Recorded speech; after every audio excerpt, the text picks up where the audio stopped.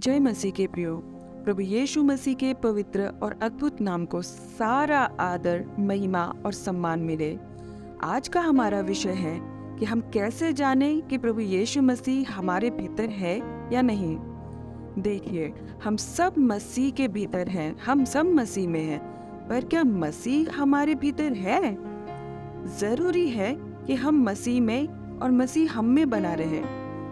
परमेश्वर मनों को जांचने वाला परमेश्वर है। यिर्मयाह 17 उसका 9वां और 10वां वचन ऐसा कहता है, मन तो सब वस्तुओं से अधिक धोखा देने वाला होता है, उसमें असाध्य रोग लगा हुआ है, उसका भेद कौन समझ सकता है। मैं यहोवा मन की खोजता और हृदय को जांचता हूँ, ताकि प्रत्येक जन को उसकी चाल चलन के अनुसार अर्थात उसके कामों का फल दो। हम सब जानते हैं कि हनन्याह और सफीरा के मन के भीतर क्या चल रहा था, और जो कुछ उनके मन के भीतर चल रहा था वो उन्होंने बोला नहीं, परंतु परमेश्वर ने जान लिया। यहूदा इस्करियोती के मन के भीतर क्या विचार आ रहे थे वो भी परमेश्वर पहले से ही जानते थे। सारा अपने मन के भीतर क्या सोचकर हंसी वो भी परमेश्वर ने जान लिया। सदूसी फरीसी अपने मन के भीतर किन किन बातों को सोचते थे उन्हें परमेश्वर जानकर उसके अनुसार उत्तर देते थे। तो क्या वही परमेश्वर आज हमारे मनों के भीतर क्या विचार उत्पन्न होते हैं नहीं जानेंगे? अरे, जो कुछ हमारे मन के भीतर उत्पन्न होने वाला है वो पहले से ही जान लेते हैं। व्यवस्था विवरण पढ़ के देखिए, इज़राइली कनान देश में पहुंचने के बाद क्या क्या करने वाले हैं वो परमेश्वर ने उनके कनान देश में पहुंचने के पहले ही मूसा को सब कुछ बता दिया था। तो क्या वो प्रभु हमारा बदल गया है? नहीं, वो कल, आज और हमेशा एक सा रहने वाला परमेश्वर है। इसीलिए हम अपने मनों को जांचें कि क्या विचार उत्पन्न होते हैं। कहीं ऐसा तो नहीं कि जो भी उत्पन्न होता है वो व्यभिचार, क्रोध, लालच, जलन, नफरत और पाप से ही भरा होता है।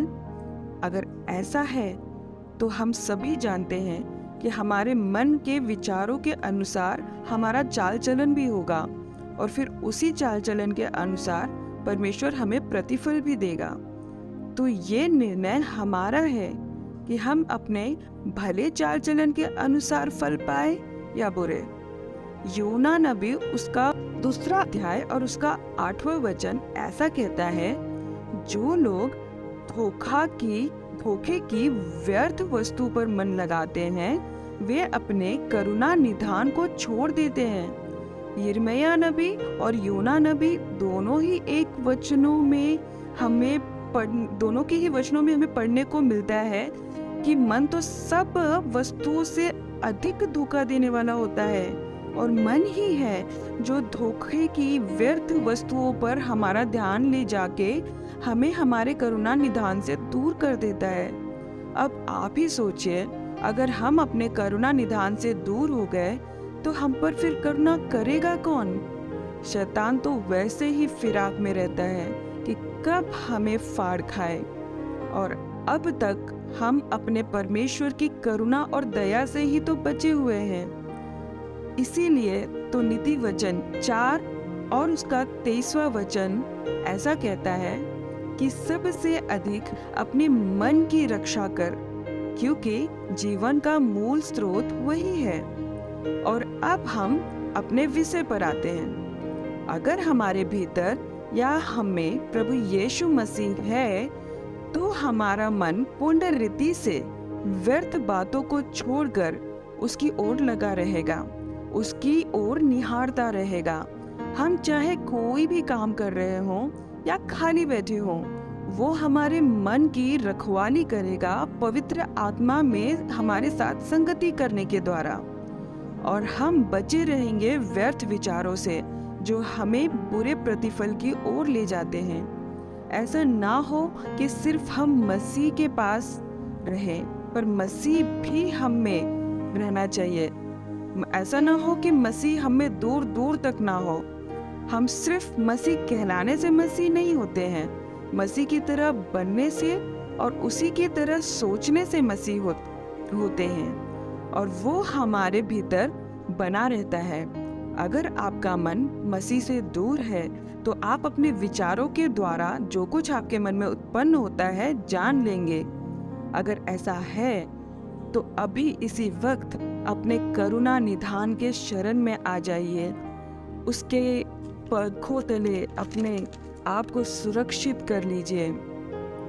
परमेश्वर से कहें, हे प्रभु, मैं अपने मन, अपने विचारों को तेरे हाथों में सौंपता हूँ। मुझे अनुग्रह दे कि मैं तेरी और पूरी तरह से अपना संपूर्ण मन लगाए रहूं, व्यर्थ बातों से दूर रहूं। अगर आप इन वचनों से आशीषित हुए हैं तो कमेंट बॉक्स में ब्लेसेड टाइप करके मुझे भी जानने दें, मुझे उत्साह मिलेगा। आपने सुना, इसके लिए आपका बहुत बहुत धन्यवाद। अगर आपका कोई प्रार्थना विषय है तो कमेंट बॉक्स में ज़रूर बताएं, हम उसके लिए ज़रूर प्रार्थना करेंगे।